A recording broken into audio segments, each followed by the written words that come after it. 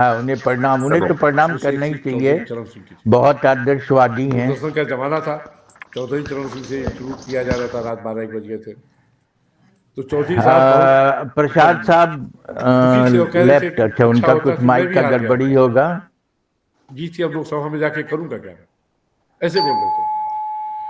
अलग बात है, चौधरी चरण सिंह को हराना बहुत कठिन काम था। ये मैं कि गया उनके क्षेत्र मतलब बागपत, अम्बरीश भी एक आना बार गए चाहिए बल्कि माइक पे, क्यों नहीं आ 2 रहा बार है? बल्कि चौधरी चरण सिंह के साथ ही अमरीश गया। आ रहा है, अमरीश आ जाओ, वो जो अमरीश वीडियो में आ जाओ तुम। सबको नमस्ते। सबको नमस्ते। हाँ अम्बरीश बेटा, ये मेरा बेटा है, ये जिन ये जिन गाना, और वो हमारे मनोज कपूर साहब के साथ है। ये chartered accountant basically from USA, UK and India, तीनों जगह से। और हमारी खान साहब को प्रणाम कर लो, स्मिता मैम एक शांति हैं, ये सभी को हमारे बेटे का प्रणाम। यस, सभी को नमस्ते प्रणाम मेरी नमस्ते, तरफ से भी और नाइस टू अमरीश सी की यू। तरफ से भी। हाँ, सबों को प्रणाम। सबों को प्रणाम। हाँ। प्रस- हाँ, प्रसाद साहब की आवाज नहीं आ रही है। हाँ, प्रसाद उनकी साहब, आवाज नहीं आ रही है। आपका माइक म्यूट है सर। प्रसाद, हाँ, हाँ अभी अब आ गया, अब आ गया, आ गया। मैंने हाँ, कहा कि आपके विद्वान बेटे का नाम हम जब ठीक से नहीं समझ सुन लिए, क्या नाम? हाँ, बड़ी अम्बरीश खुशी। प्रसाद, अम्बरीश प्रसाद, अच्छा, तो अम्बरीश अम्बरीश। अमरीश अमरीश प्रसाद को हम लोगों का हृदय से स्वागत है। और हाँ, बड़े it makes us feel very proud that you are doing so well in a far away country. और मुझे जब पहली बार मुलाकात हुई थी, मैं आपके पिताजी से बात की, हमने कहा कि इतनी तारीफ कर रहे थे घड़ा के बारे में, इतनी तारीफ कर रहे थे, तो मन में हुआ कि एकदम घाना के बारे में पूरी जानकारी हम लोगों को मिले। वो आज हम लोगों को मौका मिल रहा है, बड़ा स्वागत, बहुत बहुत अच्छा लगा। थैंक ये यू सर, आपकी, आपका आपकी प्रेरणा थी, आपने चाहा था, और हमारे मनोज कपूर साहब और अमरीश प्रसाद दोनों आ गए, और ये बताएंगे। और हम बता दें कि mister A N Prasad ji government के स्पेशल सेक्रेटरी रह चुके हैं, और बहुत बड़े पोस्ट से रिटायर किए हैं, हमारे गार्जियन है यहाँ के। जैसे आप अच्छा, अम्बरीश के गार्जियन वहाँ के हैं, हाँ वैसे जी। ही ये भी, हाँ बहुत बहुत अच्छे, और बहुत 83 ईयर्स ओल्ड हैं, और इनके आशीर्वाद से हम लोग का वेबिनार बहुत सक्सेस हुआ। बहुत, और हम लोगों की तरफ से बहुत बहुत सादर प्रणाम उनको। हाँ, जी जी प्रणाम। जी जी आप और बड़ों का आशीर्वाद हमेशा चाहिए आगे बढ़ने के लिए। तो जी जी। हाँ बेटे, तुम लोग नागेश अच्छा सभी का कर रहे आशीर्वाद हो। रहेगा, हम लोग सब अच्छे खुश रहेंगे। जी, बिल्कुल, बहुत अच्छा लगा, और बहुत बहुत भोले अच्छा लगा। भाले हैं, बहुत अच्छे हैं। नागेश झा आए हैं रांची से, वो एचईसी में सेक्शन ऑफिसर थे, नागेश झा जी, नागेश झा डायरेक्टर थे हमारे सर। हाँ डायरेक्टर थे। अच्छा, उमेश जोशी जी फ्रॉम लखनऊ, जो मास्टर ट्रेनर हैं डीओपीटी के। धन्यवाद और धन्यवाद अमिताभ जी, बहुत अच्छा लगा। और अमरीश को तो मैं उस समय से हाँ, जानता हूँ, when he was a student of class 9th और 8th, really हाँ, अरे impressed वाह like that वाह। time, Amrish, and really a हाँ, worthy son of a worthy father. हाँ, Welcome हाँ, Amrish हाँ, and Kapoor Saab from Ghana. वाह हाँ जी, हाँ, नमस्कार जी। Namaskar. नमस्कार जी, हाँ नमस्कार। प्रीति नमस्कार। सिन्हा फ्रॉम पटना, ये डीएबी की head of the department cycle, ये संस्कृत हैं। प्रीति सिन्हा मैम, बहुत बहुत स्वागत है आपका। आप अपना परिचय दीजिए लोगों से, को अपना। प्रीति सिन्हा मैम, प्रीति सिन्हा मैम। जी जी। सभी हाँ, को नमस्कार। मैं डीएवी वहाँ की अपोजिट एम्स संस्कृत शिक्षिका हूँ, और मैं अमिताभ भैया की वजह से इस ग्रुप में जुड़ी हूँ, और मुझे बहुत अच्छा लगता है, और बहुत कुछ मैं सीखती हूँ, अच्छा लगता है। कल आप आई थी, कल आपको बहुत अच्छा लगा होगा। कल की रिकॉर्डिंग जी हमने जी। सबको भेज दिया है, सबको रिकॉर्डिंग मैं भेज दिया है। विनय बहुत शुक्ला अच्छा। जी को, हाँ विनय शुक्ला जी को बहुत बहुत धन्यवाद, उन्होंने रिकॉर्डिंग किया, और अभी आए नहीं है आपने ग्रुप लेकिन में हमारा, भैया, आपने ग्रुप में डाला है? हाँ ग्रुप में आप डाला है। और पर्सनल भी अच्छा डाल देंगे, पर्सनल भी डाल देंगे, आज का भी डाल देंगे, जी आज का भी भैया डाल देंगे। हाँ हाँ, आज का भी डाल जी देंगे। भैया पूरा ठीक है। हाँ कमिटमेंट है हाँ हमें। हाँ। तो हम चाहेंगे कि अभी हम लोग 12-14 आदमी हो गए, अभी शुरू करते हैं, फिर और लोग भी बहुत सारे आने वाले हैं। स्मिता मैम के बहुत सारे शिष्य और अभी बहुत से स्कॉलर और आने वाले हैं। इन द मीन टाइम, क्योंकि 7:10 हो गया, तो हाँ जी। हम लोग, हाँ, तो हम लोग शुरू कर सकते हैं with the permission of our great guardian, honourable guardian Akouri Maheshwar Prasad Sahab. हम उनके मधुर वचनों से, उनके आशीर्वाद से अपने प्रोग्राम को शुरू करेंगे। हम चाहेंगे हमारे chief guest doctor Manoj Kapoor का स्वागत करते हुए उन्हें बोलने के लिए आप आमंत्रित करें। प्रसाद साहब से मेरा करबद्ध अनुरोध होगा। प्रसाद साहब। तो देखिए, आपने आप औपचारिकता की एकदम सीमा पार दे सकते हैं। ये बड़ी खुशी की बात है कि आपके फीलिंग्स हमारे लिए बहुत कीमती है। फीलिंग्स आपके बहुत ही कीमती हैं। आपको हम आपके वजह से हम लोग यहाँ बैठे बैठे सारी दुनिया का दर्शन ही नहीं करते हैं, क्योंकि सारी दुनिया के बारे में जो जानने की जिज्ञासा है वो सब पूरी हो जाती है।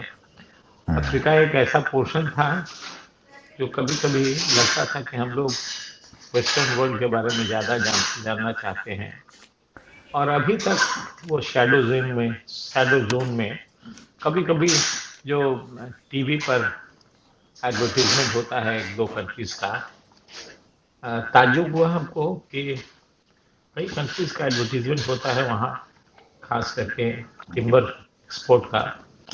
घाना का एडवर्टीजमेंट नहीं होता। इसलिए नहीं होता है कि मैं समझता हूँ कि घाना, जैसा आपसे हमको मालूम हुआ, उसके बाद हमने थोड़ा गूगल में चेक भी किया, तो हमें लगा कि देखिए ये बहुत ही समृद्ध देश और स्टेबल भी है।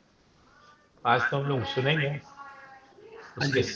ग्रोथ, इकोनॉमी के बारे में या कल्चर के बारे में, सभी पहलू में घाना एक अपनी प्रसिद्धि पाई है इसने। और मेरा ख्याल है कि इसके यहाँ का लोगों का इनकम वगैरह भी अच्छा है। तभी तो आप बता रहे थे कि वहाँ के लोग बहुत ही समृद्ध हैं। थोड़ी और जानकारी हुई आज मिलेगी। अब आप लोगों के बीच में हम क्यों इस बात को चर्चा करें, लेकिन कपूर साहब हैं और अमरीश जी हैं, उन लोगों से, उनके शब्दों से ही सुने। बहुत अच्छा लग रहा है कि आपके सुपुत्र हैं और इंटरेस्ट ले रहे हैं इन चीज़ों में। मैं चाहूँगा कि घाना के बारे में अभी बात कर रहे हैं, लेकिन पूरे अफ्रीका के बारे में भी कभी हम लोग जानना चाहेंगे, तो इनको ही अनुरोध करेंगे। अफ्रीका के में बहुत सारे देश हैं, कुछ थोड़ा कंपैरेटिव व्यू अगर मिल जाएगा तो बड़ा अच्छा लगेगा। तो इन्हीं शब्दों के साथ मैं उनका फिर से स्वागत करता हूँ और उनको बड़े आदर से, बड़े सम्मान के साथ उनसे निवेदन करता हूँ वो अपनी बात शुरू करें। Thank you so much. तो कपूर साहब का स्वागत है हमारे ग्रुप में। 2-3 बहुत ही मतलब अनुभवी और एजेड लोग हैं, जिनके आशीर्वाद से हमारा ये बहुत सुंदर चल रहा है वेबिनार। तो उसमें प्रसाद साहब का आशीर्वाद पाके हम लोग बहुत खुश हुए, बहुत धन्य हुए। और लास्ट में खान साहब आपको इतनी सुंदर अमृत बानी बताएंगे, ये भी कोई लड़का सुनेंगे। अगर है वहाँ पर मैप रखा हुआ है, दे दे। हाँ। हाँ, तो मैं अनुरोध करूंगा मनोज कपूर साहब, अब इन लोगों की क्वेस्ट को, इन लोगों के प्यास को आप बुझाइए। ये बहुत सारे लोग बहुत दिन से सुनना चाहते हैं, जब से आए लेकिन मैं उतने 2 महीने 2.5 महीने में क्या, 2 महीने में क्या उतना अनुभव कर पाता, तो हमारी बात अधूरी रहती। इसलिए मैंने आपसे अनुरोध किया था। और आप सोए, हाँ, आप सोए हुए थे।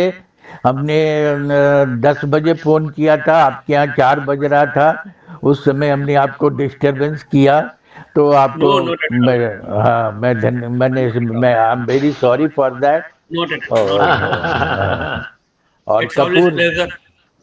हाँ, बाबू, जस्ट हमारा कृष्णा कृष्णा कपूर साहब भी मैं आ जाए। किताब जो दिए बोला हाँ, कृष्णा कृष्णा कपूर एक्टर। जी तो भी आते तो अच्छा रहता। हाँ जी, हाँ। तो मैं आप सभी को मेरी तरफ से बहुत बहुत प्रणाम, और I am feeling really very happy कि आप इतने सब बड़े लर्नेड लोग, स्कॉलर्स के बीच में एक मुझे मौका मिला है कि यहाँ के अफ्रीका के बारे में कुछ नॉलेज, छोटी मोटी जो नॉलेज है मेरे पास, वो आपके साथ में शेयर करने के लिए।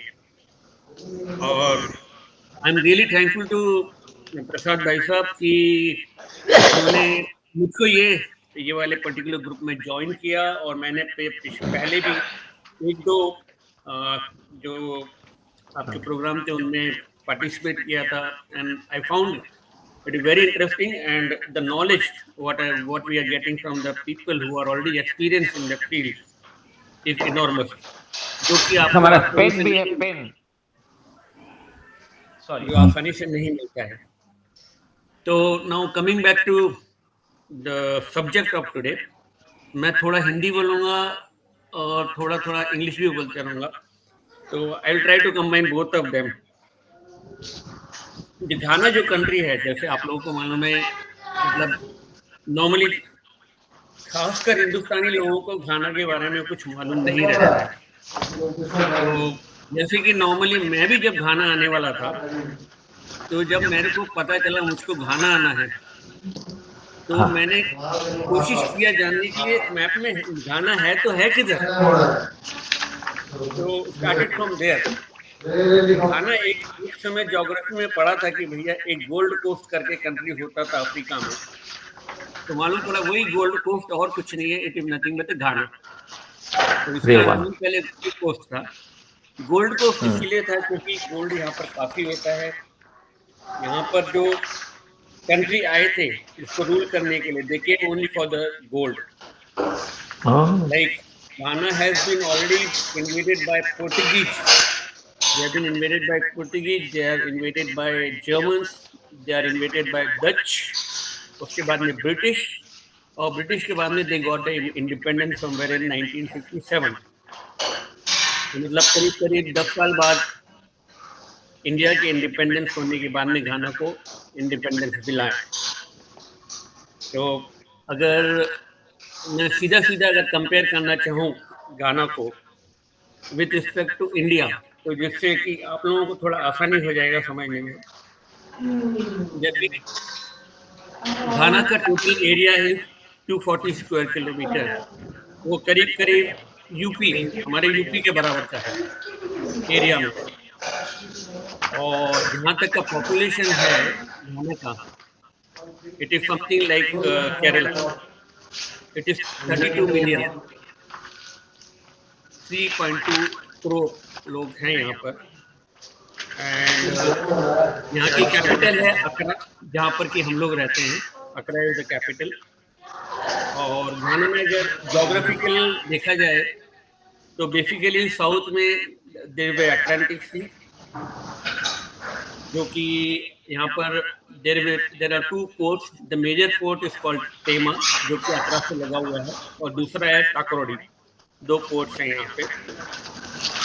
और बाकी ईस्ट में it has got Togo as a country. और वेस्ट में जो इसका कंट्री है Ivory Coast, and in the north it is surrounded by the Burkina.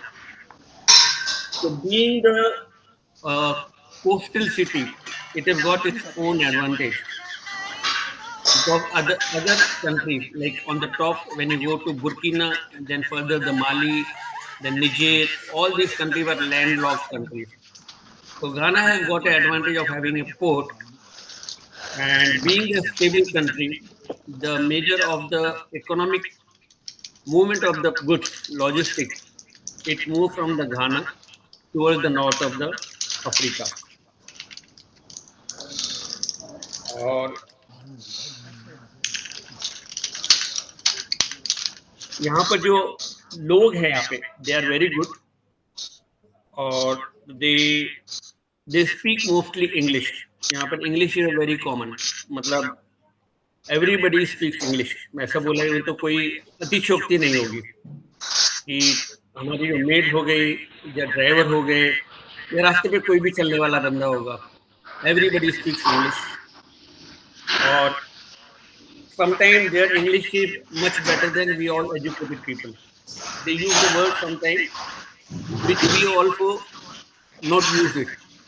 So that way, it is very learned people here.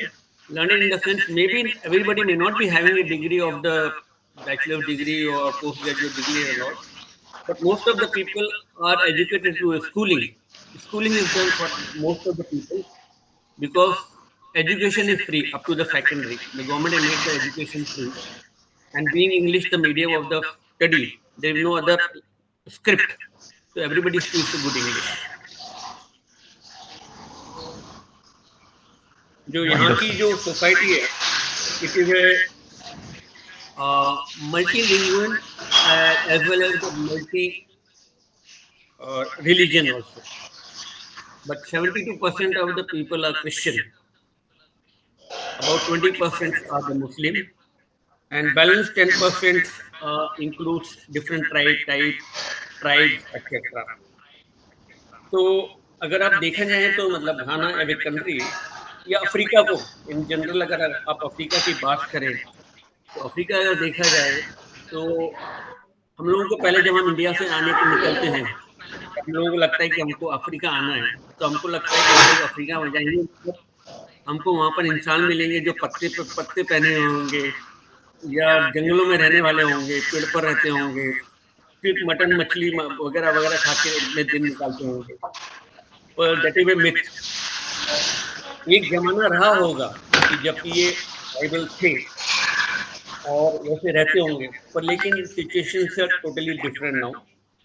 The situation has totally become different because most of the people, those being the tribal, they got converted. They got converted with what? With the influx of different churches, the missionaries from the Europe and from the Middle East, the Muslim.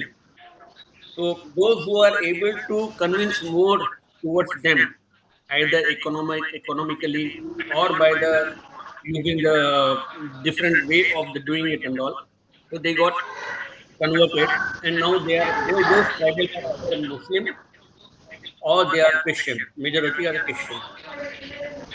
सबसे बड़ी बात तो ये है कि यहाँ पर मतलब जैसे हमारे यहाँ पर हिंदुस्तान में हमको देखने को मिलता है कि हिंदू मुसलमान का झगड़ा हो गया, they are fighting for each other.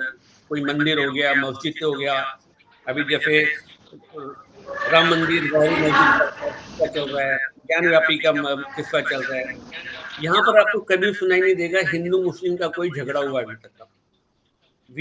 मेरे को मतलब हमको आए हुए यहाँ पर 15 साल हो गए, but in 15 years we have not seen any type of conflict because of the religion. They are never fought. पहली बात तो यहाँ के लोग आंदोलन करना ही नहीं जानते हैं. We are not seeing the profession at all. Even though the country is a very poor country, for the some of the people, the poor class is really poor. Those who are rich, they are filthy rich. मतलब richness इस तरह से बोली जा सकती है कि जो गाड़ियाँ, बड़ी गाड़ियाँ आप इंडिया में नहीं देखेंगे, those cars you can see here. And number two, the number of bigger cars are more than the number of smaller cars.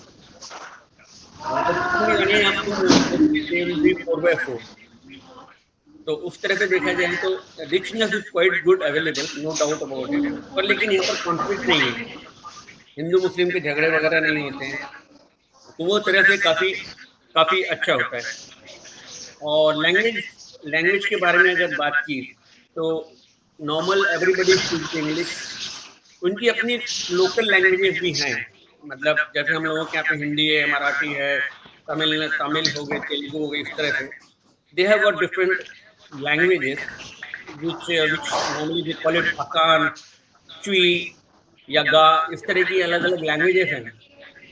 पर सबसे बड़ी अनफॉर्चुनेट थिंग ये है इन लोगों के साथ में कि they don't have the script, they don't have the script. जो भी वो लोग लिखते हैं वो अपनी लैंग्वेज के लिए भी, तो they have to use their the English as a script. They write as a English. Even the numbers, they don't have the numbers. They write only with the English as a numbers. अभी घाना और India का और ज़्यादा अगर collaboration देखें तो Ghana and India they are very much correlated to each other. मतलब in the sense, though India got independent in 1947 and Ghana got in 1950, even then pre-independence era, Ghana had a some following with India. They were following the Mahatma Gandhi as well as the Prime Minister at that time, Jawaharlal Nehru, and the first president of Ghana, Nkrumah, and Jawaharlal Nehru. They were the good friends, and they they they had a very good understanding with each other and all. So even today, like most of the training for the Ghanaian especially in the defense, whether it be defense or into the revenue services, these people they go India for getting the training. So those correlations are keep on going even today.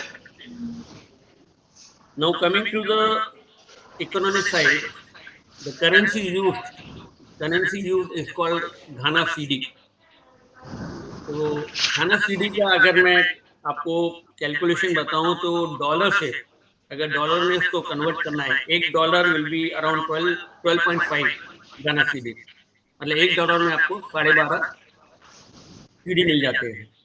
और अगर घाना CD से आपको रुपए में convert करना है तो एक घाना सीडी में ₹6.5 मिलते हैं आज की तारीख में। तो that way if you to look like it as on today, it is stronger than rupees, but the fall is like that. The inflation rates are very very high in this country. In this most of the African country you will find the inflations are very very high. So they keep depreciating against the dollar. Like if I calculate for reference purpose, when we came here in 15 years before, $1 is equivalent to around 1.1 Ghana cedi. $1 में आप एक घना सीढ़ी आती थी, एक 1.1 1.2, और आज की तारीख में वही $1 में आपको 12.5, मतलब it have already depreciated 12 times in 15 years. That is what the depreciation of the currency. और जहाँ तक का यहाँ की ये कंट्री के बारे में अगर कहें तो it will very very peaceful country, no procession, no different type of going against the government वगैरह वगैरह वगैरह। जो यहाँ पर इलेक्शंस होते हैं, there are elections every 4 years. Like our side it was 5 years, here 4 years the election is there, and here the election is a presidential election. Means you are directly selecting your president. So normally you have to give the 2 votes, one for your MP, member of parliament, another one you give for the president. The president is directly elected by the people over here. In majority, it's a 2-party system here. There are only 2 major parties. Though there are a number of small parties, but their presence is just nothing. They are available, but for no reason. So one party is which is ruling right now is called NPP, National Patriotic Party, and the other party is NDC, National Democratic Congress. So these are the 2 parties. Good thing is here, normally the people over here, they give the term to one party. Suppose they select NPP, they give the NPP 2 terms. The first term they will win, and again second term they will win. So 8 years they are able to run the government, and they find whether they are good or not good. And next one, again they give the chance to the another party, NDC, and again they give the 2 terms to them. So this is a very good combination in the sense, actually because 4 years are too short period for any government to prove themselves. So they give a 8 year, and they want to find out how it is there and all. But ultimately, they have to again. They feel like that whatever they are done, they're not done to the required level of their understanding or their expectation. So they again change it after the 8 year. And the great thing is that being African country, because Africa is very infamous for the coup. Because most of the countries right now, what we are sitting here in Ghana, and we keep watching the political stability of the other countries neighborhood, like Ivory Coast, Mali, Togo, Benin, then Senegal. All the countries, they are going through the tough political situations. Like even today, Mali already in the coup. It had not been run by the Democratic Party. Same thing with the Niger. Niger have been taken over again by the coup, by the military over there. There again, basically, there it was a country which was supported by the French. Because if you look at the Africa, most of the countries, they were earlier ruled by the either French or British, or maybe few of the country by the Portugal. So basically, number of countries ruled by the French are the highest in Africa. So till now, there was a French people, French military, French support in the country like Niger, Mali, Burkina, Ivory Coast. All these countries, they were having a military support of the French people. Now, Niger, if you look at it, Niger has been taken over by the Russian government, Russian army. So there, the French army is not available. That's why total instability into the Niger. Same thing with the Mali. Mali also has been taken over by the French army. There also there is, sorry, it is taken over by the Russian army. The French army is not available. There also is a coup. Same thing with the Mali. Mali also has been taken by the Russian military. So there also right now there is a coup and the military is ruling. So looking at all the situation, Ghana is the most stable country ever today. And we are also expecting the